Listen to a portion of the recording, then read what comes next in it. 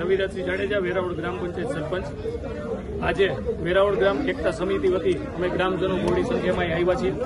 National highway ઓથોરિટીની ક્યાંક ને ક્યાંક તાનાશાહી લોકો ચલાવી રહ્યા છે અને 2 મહિનાથી સતત અમે બ્રિજ એમને રદ કરવા માટે અમે એમને લખિતમાં આપેલું છે, તાલુકા પંચાયતના સદસ્યોએ આપેલું છે, ધારાસભ્યએ આપેલું છે, સાંસદશ્રીએ આપેલું છે, પણ જાણે બધાને ઘોડીને પી ગયા હોય નેશનલ હાઈવે ઓથોરિટીના અધિકારીઓ કંઈ જવાબ દેવા તૈયાર નથી।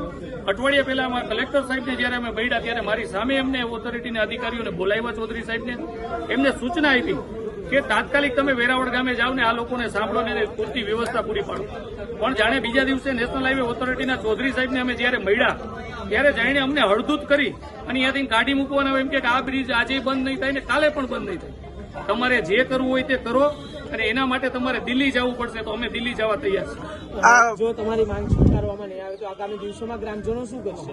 અને કલેક્ટર સાહેબને અત્યારે આવેદન આપીએ છીએ। એમાં સ્પષ્ટ અમે લખેલું છે કે 1 અઠવાડિયામાં આનું નિવારણ નહીં આવે તો અમે અનશન આંદોલન કલેક્ટર કચેરીએ કરશું। એમાં પણ નિવારણ નહીં આવે તો અમે દિલ્હી જવા તૈયાર છીએ। ગ્રામજનો બધા ભેગા મળીને દિલ્હી જશે। ઇન્ડસ્ટ્રી ઝોન આપણી સાથે જોડાયેલ છે, ફેક્ટરીના આમાં ફેક્ટરી ધારકો પણ છે, ટ્રાન્સપોર્ટ એસોસિએશનના પ્રમુખ પણ છે, ટ્રાન્સપોર્ટવાળા છે, લોકલ પબ્લિક સાયકલથી માંડી ટ્રક સુધીના બધા લોકો છે। અત્યારે કેટલા લોકો અહીંયા વિરોધ કરી રહ્યા? આશરે અત્યારે 950 લોકો અમારી સાથે આવ્યા છે આજે, અને આગામી દિવસોમાં બહોળી સંખ્યામાં ફરીવાર રજૂઆત કરવી પડે, અનશન ઉપર બેસવું પડે તો અમે બેસશું।